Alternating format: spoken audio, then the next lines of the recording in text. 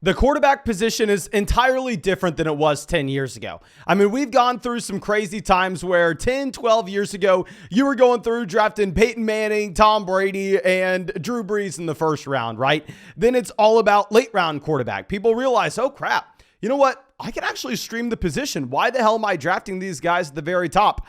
But now we're back to the other end of the spectrum. People are now beginning to realize, oh my gosh, okay, we've never seen a quarterback be able to go out there and average 50 rushing yards a game and get close to 300 passing yards a game. It's obnoxious. We need to take these guys to the very top. Okay, so we're going to go through, we're going to talk about our quarterback rankings and where I am looking to target these guys in drafts this season. But before we get into it, you better be going down there. You better be dropping a like on this live stream. You better be subscribed to the channel if you play fantasy football. And of course, if you play fantasy football, if you want access to all my fantasy football rankings, you can find those on flockfantasy.com. Over there, you also have access to so much premium content from all your favorite fantasy football creators. And when you sign up with promo code FLOCK, you're going to get 30% off any subscription. And yours truly will go through and break down your fantasy football team in a podcast. But that's enough. Let's go ahead and let's dive into this. Tier 1, you're going to have Jalen Hurts, Josh Allen, and Patrick Mahomes.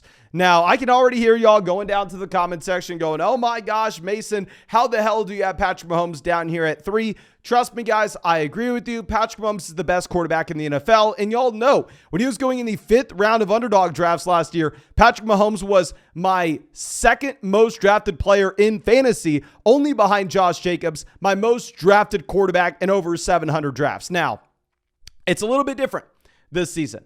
We are looking at Jalen Hurts and Josh Allen as quarterbacks that are doing the improbable, doing the impossible. I don't know what you want to say. This is now back-to-back seasons with Jalen Hurts, where the man has gone out there and the man has averaged over 50 rushing yards a game. Now, I'm no mathematician here, but I can get out a little tiny calculator and we can calculate exactly how many rushing yards per game equals passing yards. So 50 rushing yards, right? We're going to go through, do some simple calculations here. That is an additional 125 passing yards on your statistics. It is a cheat code in fantasy.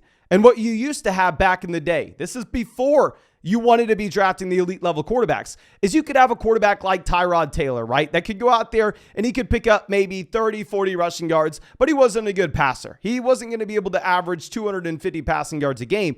That's not the case anymore.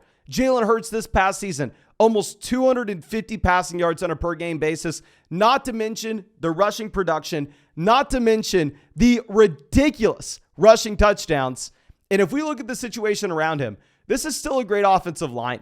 This is still a passing down core that is absurd, where you have Devonta Smith stepping into his prime, A.J. Brown in his prime, Dallas Goedert in his prime. And if you're looking at this past season where Jalen Hurts was the number 1 overall quarterback in fantasy, you have to remember Dallas Goedert missed the end of the season. And in my mind, Goedert is crucial for this passing attack. I want to say that Jalen Hurts is the number 1 quarterback this next season, even if people would obviously rather have Mahomes. At 2, I'm going to go Josh Allen. I know this is aggressive as well, but the thing is with Josh Allen, kind of similar to what you had with Jalen Hurts this past year, Josh Allen's out there almost 50 rushing yards a game. This is back-to-back seasons now where Josh Allen has had over 40 rushing yards per game. And if you're looking at this past season, even though it was a down year for Josh Allen, the man was still the number 2 overall quarterback in fantasy.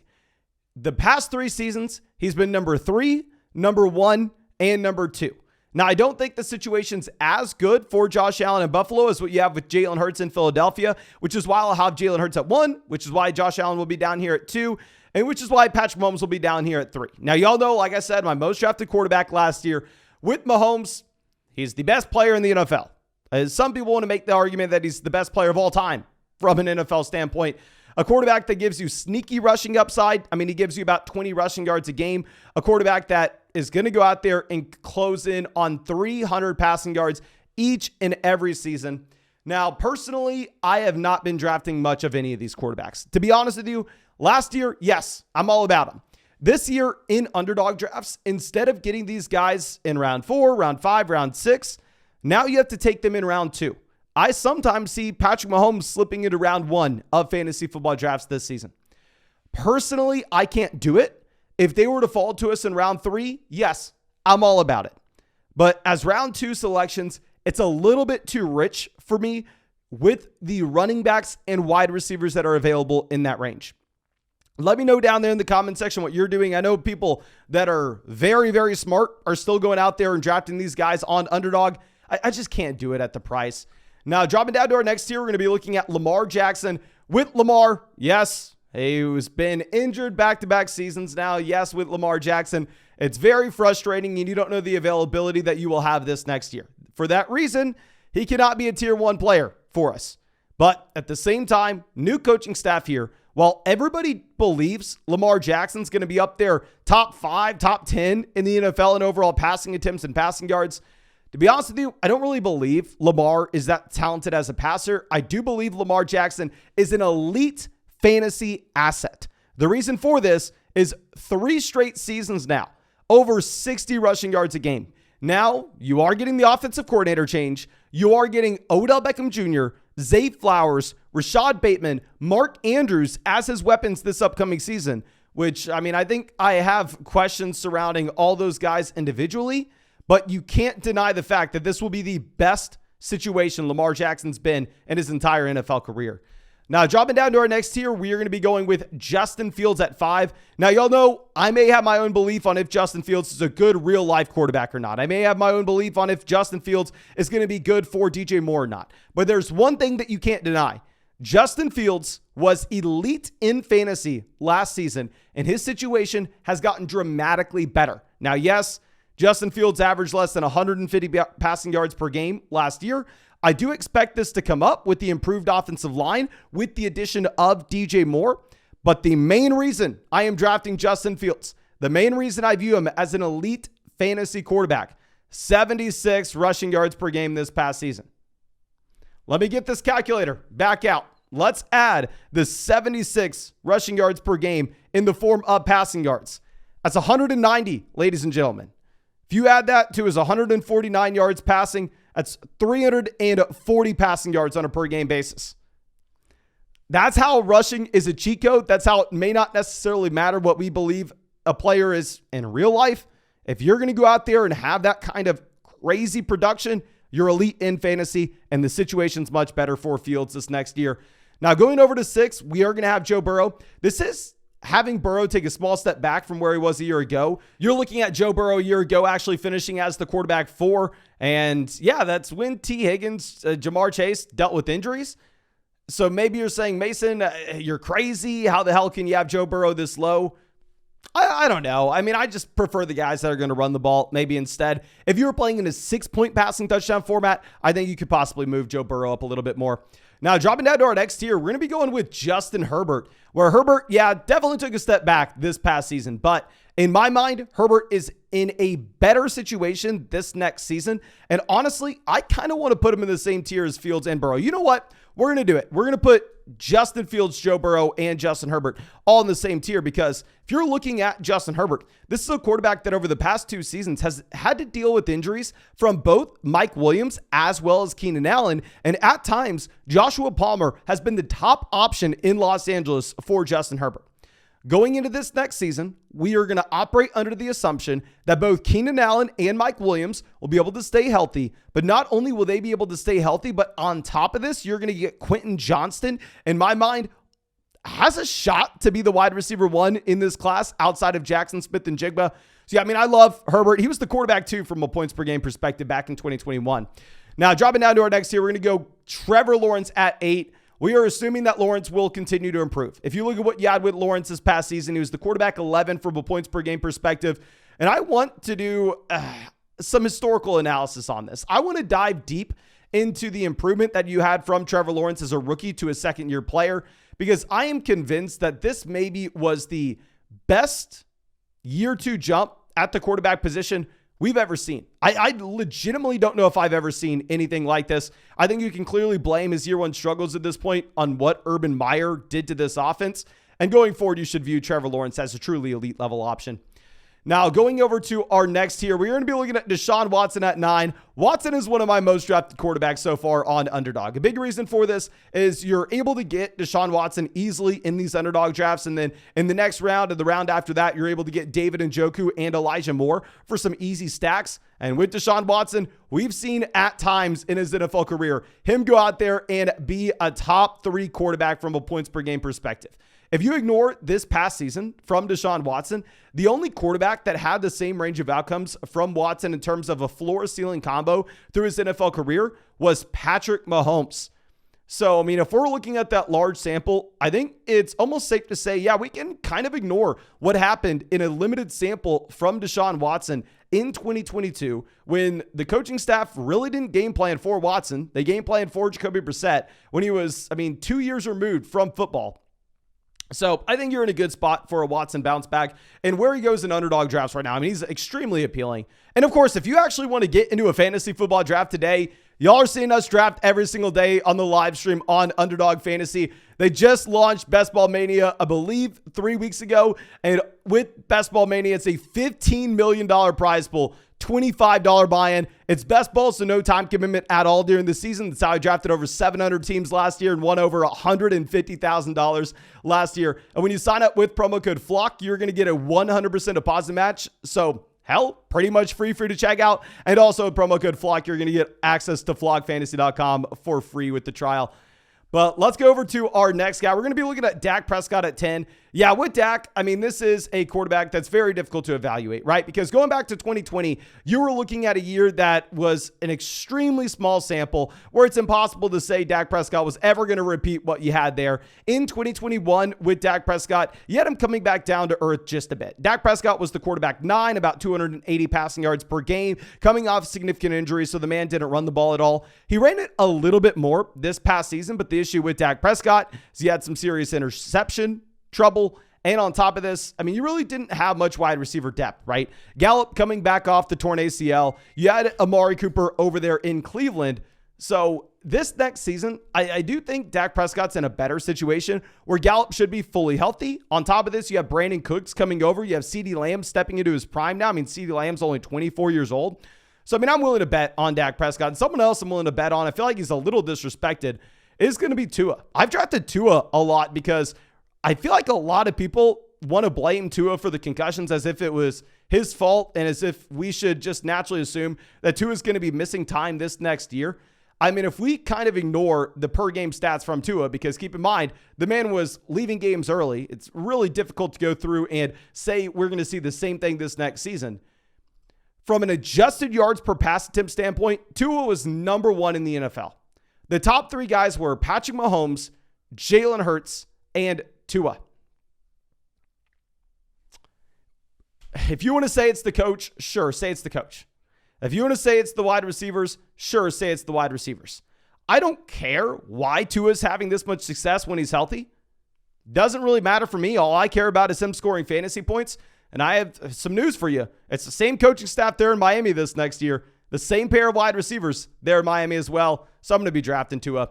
Now our next guy, we're going to have Anthony Richardson at 12. With Richardson, goes to a pretty good situation with the strong coaching staff. Now, obviously, he's never played a game before, but you do have a ton of rushing upside. Now, if you're drafting on Underdog, in reality, you're really not going to take Anthony Richardson much here just because he does have an ADP ahead of Tua, ahead of Dak, and you'll even see him go ahead of Deshaun Watson in some drafts, which in my mind, that's a little crazy, but I can easily see drafting him at QB 12. Now, QB 13, we're going to go Daniel Jones. With Daniel Jones, you have some sneaky rushing upside. You have the coaching staff turning his career around. But the main issue with Daniel Jones is you have a massive question mark at wide receiver. Wide receiver, we have, a whole lot of options, a whole lot of depth, but no real top-end guy. I mean, it would have been beautiful to see the New York Giants go out there and get like DeAndre Hopkins. That would have been perfect. Now, going over to our next guy, we're going to look at Kirk Cousins. 3 straight seasons as the quarterback 12 from a per game perspective. And now you are getting the best set of weapons he's ever had, right? You're getting Jefferson, you're getting Jordan Addison, you're getting TJ Hawkinson. If you were playing in a 6-point passing touchdown format where rushing upside is not going to matter as much, I could easily see you moving Kirk Cousins above this. But, Kirk Cousins did see a drop in his adjusted yards per pass attempt this past year. And obviously we had a I mean, a decent amount of rumors coming out of Minnesota saying that they were trying to replace him. Now, going over to our next guy, we're going to look at Geno Smith at 15. I mean, with Geno Smith, you have to be higher on him than consensus. It just because the weapons, right? I mean, hell, you're throwing to DK Metcalf, Tyler Lockett, and Jackson Smith-Njigba. And if JSN's as good as I believe he is, you have a strong argument to be made that this is the best set of 3 wide receivers in the NFL. With Geno Smith, I mean, the man was a low-end quarterback 1 this past year. So I want to be higher on him than this. This is actually a little bit higher than it is ADP. But my primary issue is just buying into a quarterback breaking out at 32 years old. Like, I don't know. Maybe I'm wrong to say this, but I just feel like a player that has taken this long to break out, it's a little tough. Now, going over to our next guy, speaking of someone taking a while to break out, speaking of someone that we were way higher on than ADP, you better believe I have our guy Trey Lance here. And I know you're tired of hearing me talk about Trey Lance, but I will go back to what we say every single time.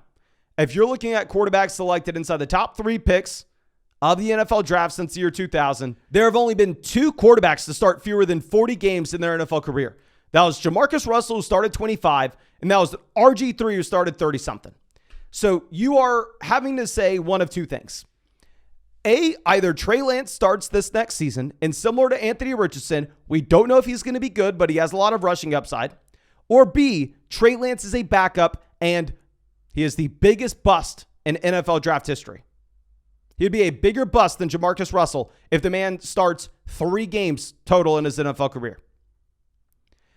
I am not assuming that Lance will be the biggest bust in NFL history. I am assuming instead that Lance will start for an NFL team this next year, whether that's the 49ers or whether that's some random team that trades for him. Whoever he's starting for, he's going to give them rushing upside, and he will score fantasy points with rushing yards and rushing touchdowns. Now, our next guy in this tier, we're going to have Rodgers. I mean, I think Rodgers can be a good real-life quarterback, right? But the issue is, I mean, is he going to score fantasy points, or is this Jets team going to try to win by playing good defense, running the football, and Rodgers doesn't have rushing upside? So, I mean, obviously, fantasy football is just so damn different than real life. Jared Goff at 18. I think you could have Goff at the top of this tier if it wasn't for Jameson Williams getting suspended. I don't really think Jameson Williams is a super exciting guy from a fantasy football perspective, but I do think that Jameson Williams should be someone that significantly helps the Detroit Lions offense. Now, 19, we're going to have Russ. So Russ was horrendous this past season, right? But at the same time, even though y'all know I've been a Russ hater while he's been in Denver at his cost last year, and at the same time, I've been a massive Courtland Sutton hater. I'd say the biggest Courtland Sutton hater you could ever find. I'll be the first person to admit that the Denver Broncos and Russell Wilson in particular are in a much, much better situation this next year. At the end of the day, with Russ, you have a fully healthy Tim Patrick, presumably a fully healthy Sutton and Judy. You have Marvin Mims being added in the second round. You have Javonte Williams will be back at some point this year. You have Greg Dulcich going in year 2 and a massive coaching upgrade. So for all those reasons, I think Russ will be in a better situation this next season. And honestly, I found myself drafting some Russell Wilson. Now going down to 20, we have Kyler Murray. Now specifically on Underdog, I've been drafting Kyler Murray. The reason for this is on Underdog, when you're drafting in massive large field tournaments, we are highly incentivized to swing for the fences, to go all in for the upside that you may have in weeks 15, 16, 17. In my mind, you tell me to do that, and I go directly to Kyler Murray. Because if you look at Kyler Murray from a per game perspective over the past 3 seasons now, Kyler Murray is significantly ahead of this mark. Now, of course, the issue with Kyler Murray is you have no idea how long this guy's going to miss. Kyler Murray could come back in October. Kyler Murray could come back in November. Kyler Murray may not come back at all. So it's very dependent on the format that you're playing in on if you're going to draft him. Now our next guy, Jordan Love. I don't know what to say with Jordan Love. I don't know who he is. I think you have an upside shot. I also think there's downside. I'm super sorry. We've never seen this guy play. I would be a liar if I came out here and said that I knew how to evaluate quarterbacks from college. I don't know what's going to happen in Green Bay. 22, we have Derek Carr. I don't necessarily think that Derek Carr is that good. I think the New Orleans Saints are probably just going to try to win by playing defense, I think the New Orleans Saints are probably going to try to win by running the football. Derek Carr's not going to have any rushing upside. And then with Stafford as our next guy, I mean, what's surprising is Stafford, I mean, his best finish over the past 3 years, quarterback 11 from a per game perspective. That's when they win the Super Bowl as well. Obviously, there's a lot of uncertainty with what you actually have currently from Matthew Stafford. And also, there's a lot of uncertainty with what you currently have with Bryce Young at 24. I mean, these last few guys, there's not too much we can say, right? There are massive question marks. If you want to take a swing on the upside, you go ahead and do it. And this range is pretty much just go get your guy, right? But I think that's all we have for you. Again, thank you so much for being a member of the flock and supporting the channel. If you enjoyed this, please go down there, drop a like on this video, subscribe to the channel if you play fantasy football. And if you play fantasy football and want to get in a draft today, you can on Underdog Fantasy, link in the description. And also, if you want to get our rankings, you can on flockfantasy.com, link in the description as well. Promo code FLOCK for both of those. And if you're a member of both those, we got some exclusive merch and extra Underdog credit going in your direction very, very soon. But thank you again, ladies and gentlemen. Really do appreciate you. Really hope you have a great day and really hope we get to see you with the video tomorrow.